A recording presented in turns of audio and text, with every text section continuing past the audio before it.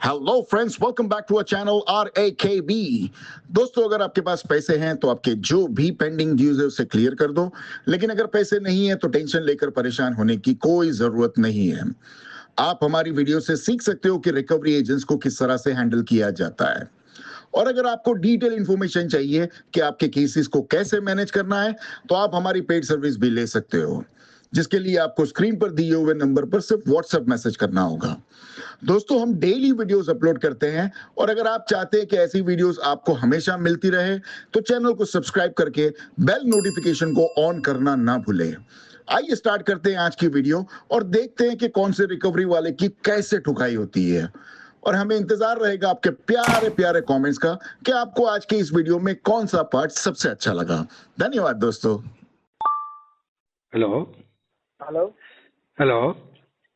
Sir, good afternoon sir. Abhishek sir. हाँ जी, बोल रहा हूँ अभिषेक। Good afternoon. हाँ, good afternoon sir. From Coimbatore HDFC bank sir. अच्छा, what is your name? Shankar sir. Okay, बोलिए। सर, अब आपको वो लोन ले लिया ना HDFC में, पर्सनल लोन? हाँ हाँ, उसके रिगार्डिंग 1-2 महीने पीछे किसी से बात हो रही थी मेरी, उन्होंने कुछ बताया ही नहीं। कौन? नहीं, हमको कौन बात कर रही है? नाम तो मुझे वैसे याद नहीं है। चेन्नई से फोन आया था मुझे। आप कहाँ से बात कर रहे हैं? कोयम्बटूर सर। हाँ, कोयम्बटूर, तमिलनाडु। अच्छा, तमिलनाडु। हाँ, वही तमिलनाडु, चेन्नई से ही फोन आया था मुझे 2 वो महीने चेन्नई पहले। से। मैं कोयम्बटूर में पहले इधर IT कंपनी में काम करते हैं ना, फिर तुम। IT कंपनी में काम करते हैं आप? नहीं, हम्म। तो पहले कोयम्बटूर काम करने वाले थी। कौन काम करने वाले थे? क्या समझ में नहीं आ रहा मुझे। नहीं, अभी पहले वो कोयम्बटूर रास्ता है ना, हम्म। कोयम्बटूर सरोनपट्टी ब्रांच में बात कर रहा हूँ। अच्छा अच्छा अच्छा, बोलिए बोलिए बोलिए सर। हाँ, अब पेंडिंग क्या करना है भाई? इसको बस 12 साल हो गए ना। 12 साल हो गए? हेलो, 12 महीना। हाँ, वही बोल रहा हूँ मैं। 12 साल हो गए तो फिर मेरा अकाउंट तो माफ हो जाता ना, सीधा सीधा। नहीं, तकलीफ है। 12 महीने हो गए। क्या है मेरा कार्ड का last 4 digit number?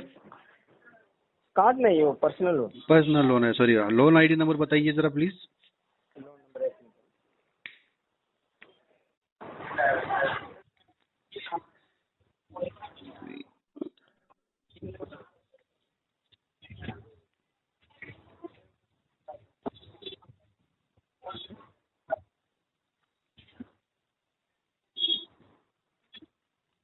Sir 140 okay 64 okay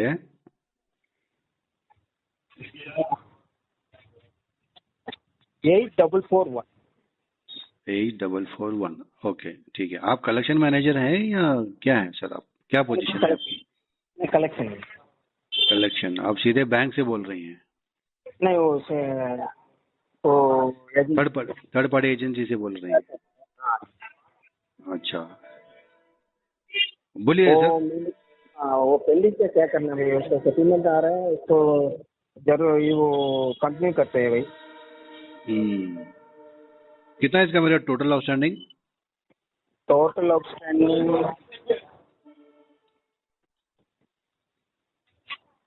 outstanding 4 crore amount हो 16,11,630। ये विथ इंटरेस्ट मिला के अमाउंट बता रहे हैं आप? इंटरेस्ट पेनाल्टी सब लोग मिला के बोल रहे हैं?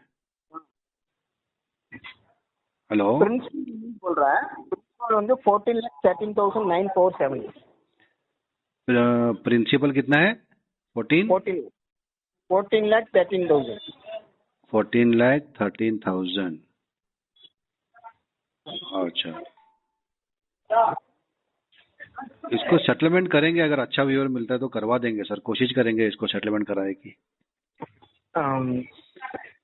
कब करते हैं इसको? पेमेंट कब करें? ना, आप सेटलमेंट का अमाउंट अगर कुछ बताएंगे, अच्छा व्यूअर मिलता है तो कराएंगे सर उसको। नहीं, कितना दिन में भेज रहा हो उसको लेके बात करने के मैं अप्रूवल लेके आता हूँ भाई। आपका तमिल आएगा ना? तमिल समझ में? सर, हम नॉर्थ इंडिया ठहरे हैं। हमको तमिल कहाँ आएगा सर। ये थोड़ा कन्नड़ा थोड़ा कन्नड़ा बोलिए चलेगा, कन्नड़ा बोलिए, कन्नड़ा मैनेज कर लूंगा मैं। ನಿಮ್ಗೆ ಗೊತ್ತಾಗೋದಿಲ್ಲ.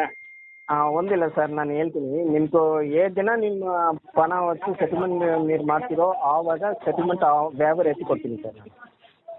ಅಂದ್ರೆ ಅರ್ಥ ಆಗಲಿಲ್ಲ. ಇಲ್ಲ, ಇವತ್ತು ಹೇಳಿದಿರಲ್ಲ ಸೆಟಲ್ಮೆಂಟ್ ಅಮೌಂಟ್ ಕೇಳಿದಿರಲ್ಲ ನೀವು. ಹಾ ಈ ಸೆಟಲ್ಮೆಂಟ್ ಅಮೌಂಟ್ ನಾನು ಹೇಳ್ತೀನಿ, ನೀವು ಯಾವತ್ತು ಪೇಮೆಂಟ್ ಮಾಡ್ತೀರಾ, ಅದಾவது ಎಷ್ಟು ದಿನವರೆಗೂ ಪೇಮೆಂಟ್ ಅಲ್ಲ, ಮಾಡ್ತೀರಾ. ನನಗೆ ಅದು ಅಮೌಂಟ್ ನೀವು ಏನ್ ಹೇಳ್ತೀರಲ್ಲ ಸೆಟಲ್ಮೆಂಟ್ ಅದು ನನ್ನ ಬಜೆಟ್ ಅಲ್ಲಿ ಕೂತಿದ್ರೆ ನಾನು ನಿಮ್ಗೆ ಹೇಳ್ತೀನಿ ಯಾವಾಗ ಪೇಮೆಂಟ್ ಮಾಡ್ತೀನಿ ಅಂತ. ಈ ಯಾಕಂದ್ರೆ ಮಂತ್ನಲ್ಲಿ ಆಗಿದೆ ಹೇಳಿ. ಹಾ ಅದೇ ಈ ಮಂತ್ ಅಲ್ಲಿ ಪಾಸಿಬಲ್ ಇಲ್ಲ, ನೆಕ್ಸ್ಟ್ ಮಂತ್ ನೋಡುವ. ಆದ್ರೆ ಸೆಟಲ್ಮೆಂಟ್ ಅಮೌಂಟ್ ಎಷ್ಟಿದೆ ಅನ್ನೋದನ್ನ ಒಂದ್ಸಲ ಕನ್ಫರ್ಮ್ ಮಾಡಿ ಅಲ್ಲ ನನಗೆ. ಇಲ್ಲ, ಕನ್ಫರ್ಮ್ ಮಾಡಿ ಕೊಡ್ತೀನಿ. ಎಲ್ಲ ಸೆಟಲ್ಮೆಂಟ್ వచ్చి ಪರಿಚಯ ಮ್ಯಾನೇಜರ್ ತಾವು ಕಳಿಸಿ ಮಾತಾಡಿರ್ಬೋದು, ಮಂತ್ ನೀವು ಪೇಮೆಂಟ್ ಕೊಡ್ತಾರಂತ ಕೇಳ್ತಾರೆ.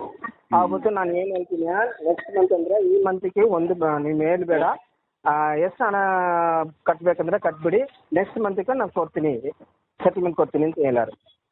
ಆ ತರ ಪಾಸಿಬಲ್ ಇಲ್ಲ ಸರ್. ಮಾಡೋದಿದ್ರೆ ಒಂದೇ ಟೈಮ್ ಮಾಡಿಬಿಡ್ತೀನಿ. ಅದು ಒಂದು EMI ಕಟ್ಟಿ ನಿಮಗೆ ನಾನು ಪೇಮೆಂಟ್ ಮಾಡೋದು ಇಂಟೆನ್ಷನ್ ತೋರಿಸಿ ಆಮೇಲೆ ಮಾಡ್ತೀನಿ, ಅದರಲ್ಲಿ ಏನು ಅರ್ಥ ಇಲ್ಲ.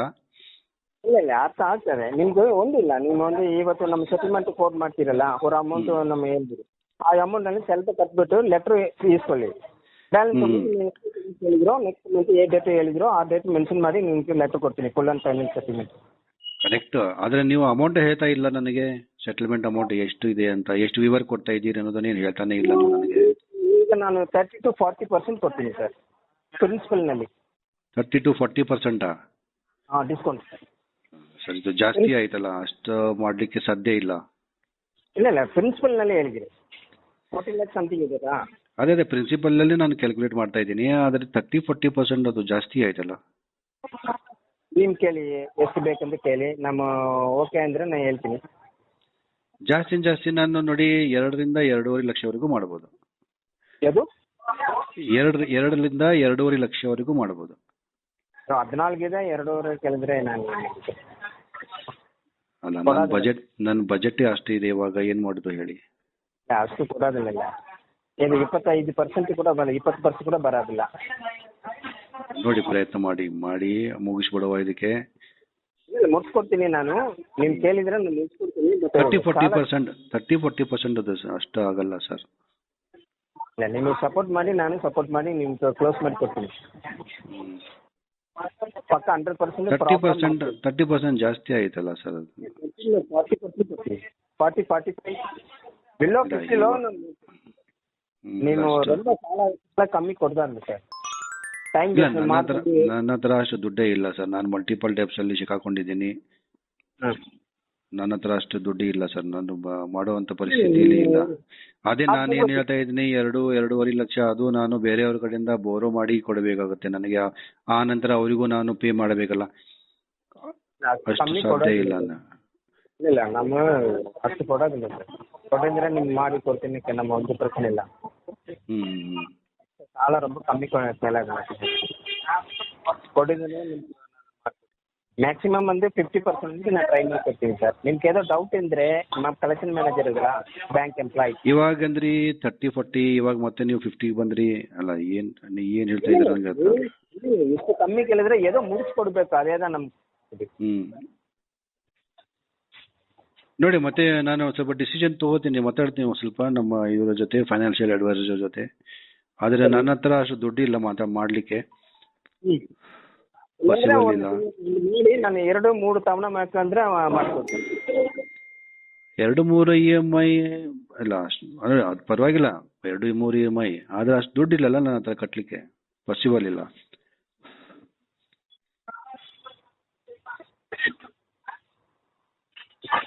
ನೀವಿರೋದು ಬೆಂಗಳೂರಾ ಸರ್?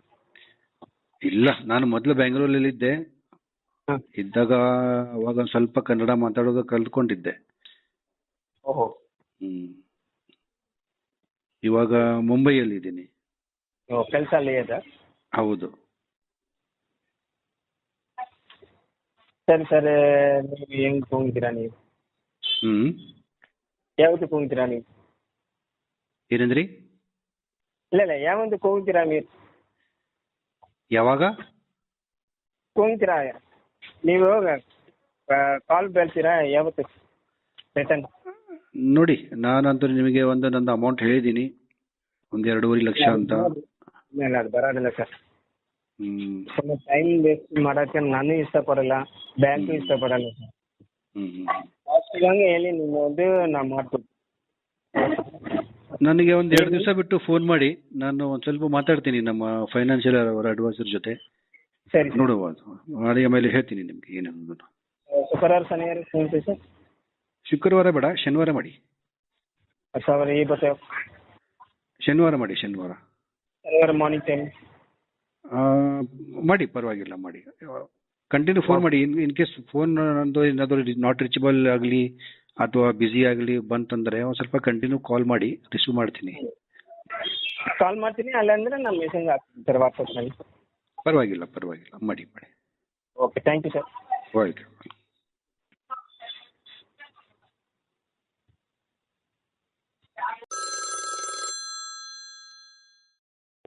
ಸರ್ ಕ್ರೆಡಿಟ್ ಬಿಯಿಂದ ಕ್ರೆಡಿಟ್ ಬಿಯಿಂದ ಯಾರು?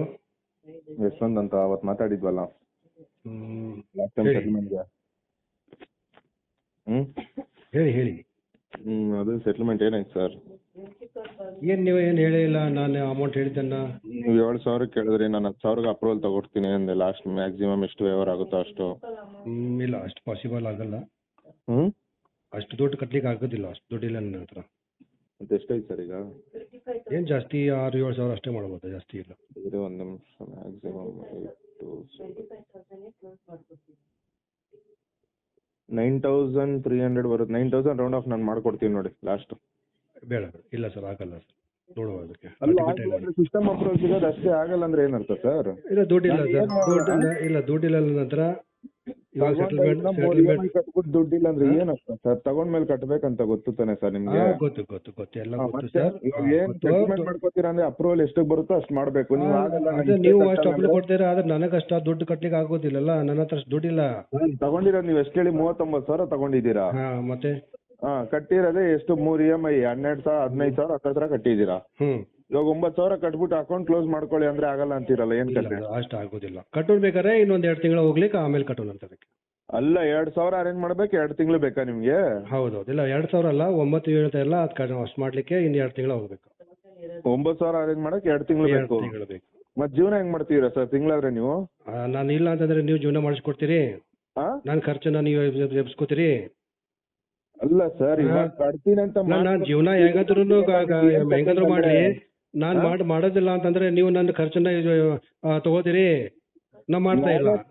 ಕಟ್ಟಿ ಹಾಗಾದ್ರೆ ನನ್ನ ಸೆಟಲ್ಮೆಂಟ್ ಅಮೌಂಟ್ ನೀವೇ ಹಾಕಿ, ಸೆಟಲ್ಮೆಂಟ್ ಕ್ಲೋಸ್ ಮಾಡಿ. ಮತ್ತೆ ಯಾಕೆ ಹೇಳ್ತಾ ಇದ್ದೀರಿ ನಾನು ಯಾವ ತರ ಜೀವನ ಮಾಡ್ತೀನಿ ಅಂತ ಯಾಕೆ ಹೇಳ್ತಾ ಇದ್ದೀರಿ? ಸೆಟಲ್ಮೆಂಟ್ ನಾನು ಮಾಡಕ್ಕೆ ನನಗೆ ಬೇಕಾದವನೇ?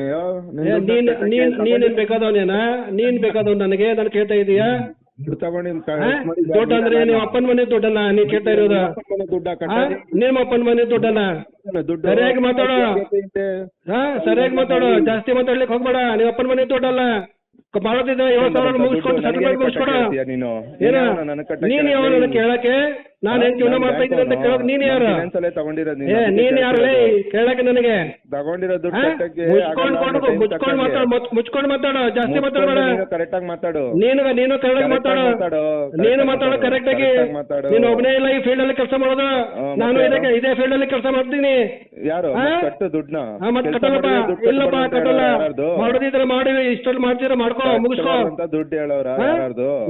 ನೀನ್ ತಿಳ್ಕೊಂಡಿದ್ಯಾ? ನೀವು ಒಬ್ಬನೇ ರಿಕವರಿ ಮಾಡ್ತೀನಿ ತಿಳ್ಕೊಂಡಿದ್ಯಾ? ನನಗೂ ಎಲ್ಲ ಗೊತ್ತು, ನಾನು ಲೀಗಲ್ ಕೆಲಸ ಮಾಡ್ತೀನಿ, ಇಲ್ಲೇ ಸೆಟಲ್ಮೆಂಟ್ ಮಾಡೋದೆಲ್ಲ ಮಾಡ್ತೀನಿ. ತೊಂದ್ರೆ ಇಲ್ಲಲ್ಲ. ಯಾವಾಗ ನನ್ ದುಡ್ಡು ಬರುತ್ತೆ ಅವಾಗ ಸೆಟಲ್ ಮಾಡ್ಕೋತೀನಿ. ನನಗೆ ನನ್ನ ಹತ್ರ ಯಾವಾಗ ದುಡ್ಡು ಬರುತ್ತಲ್ಲ ಅವಾಗ ಸೆಟಲ್ ಮಾಡ್ಕೋತೀನಿ. ಯಾವಾಗ ಬಂದಾಗ ಮಾಡ್ಕೋತೀನಿ ಅಂದ್ರೆ ಆಲ್ರೆಡಿ 2 ವರ್ಷ ಆಗೈತಿ. ಆಗ್ಲಿ, ಇನ್ನೊಂದ್ 2 ವರ್ಷ ಆಗ್ಲಿ ಮಾಡ್ಕೋತೀನಿ. ಅದಕ್ಕೆ ಏನ್ ಮಾಡ್ತಿದ್ದೆ? ಶಂಟ ಹರಿತಾ ಇದೆ. ನಿಮ್ ರಿಕವರಿ ಏಜೆಂಟ್ ಶಂಟ ಹರಿತಾ ಇದೆ, ಗೊತ್ತು. ಅದನ್ನ ಅರ್ಧ ದುಡ್ಡು ನಿಂದು ಹರಿಲಿ, ನಿಂದು ಹರಿತೀನಿ. ಬೇಕಾದ್ರೆ ಖಾಲಿ ಕೂತಿದ್ದೀನಿ. ಬೇಡ, ನನ್ನ ಹತ್ರ ಟ್ರಿಮ್ಮರ್ ಐತೆ, ನನಗೆ ಬೇಡ. ಐತಲ್ಲ, ತೆಗೆಸ್ಕೋ.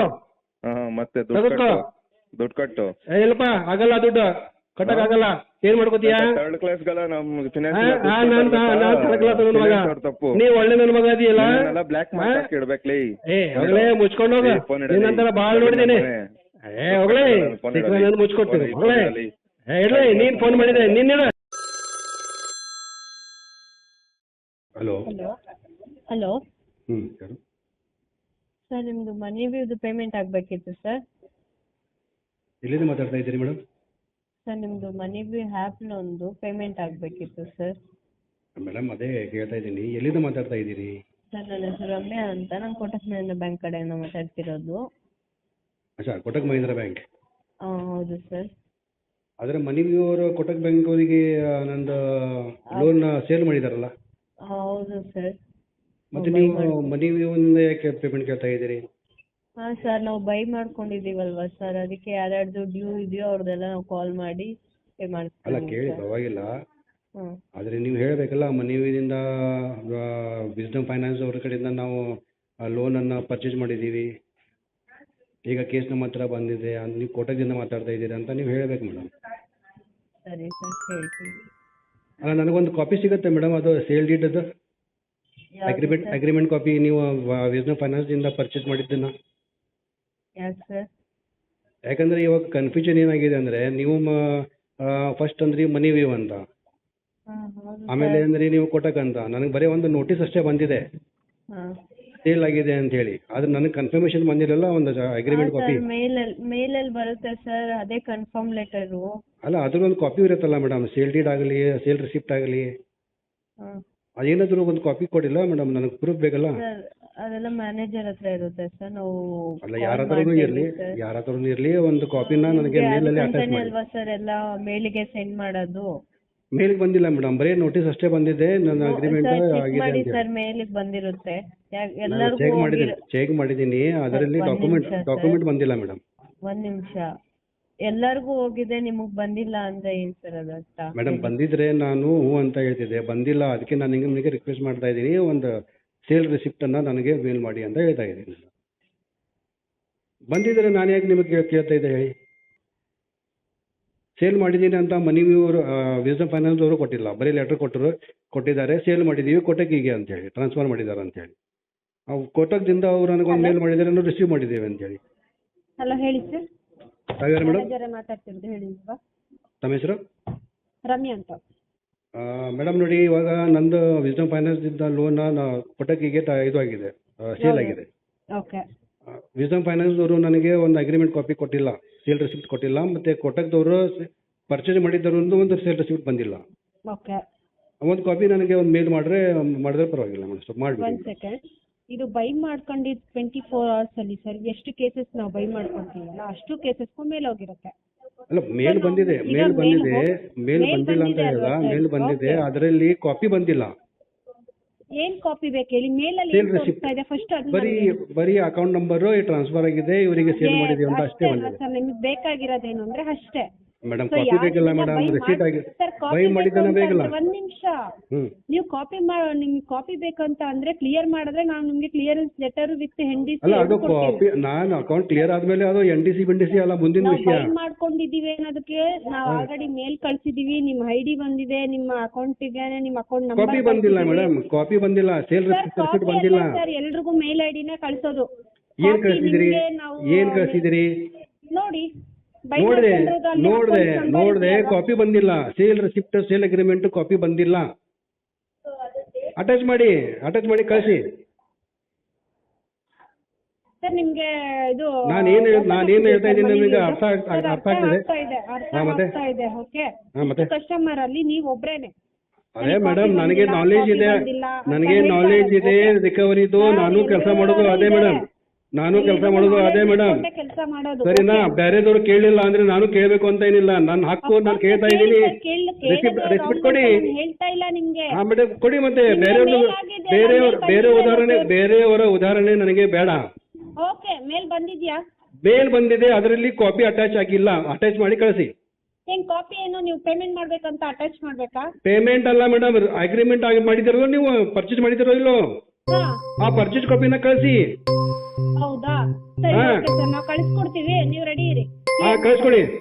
ಓಕೆ.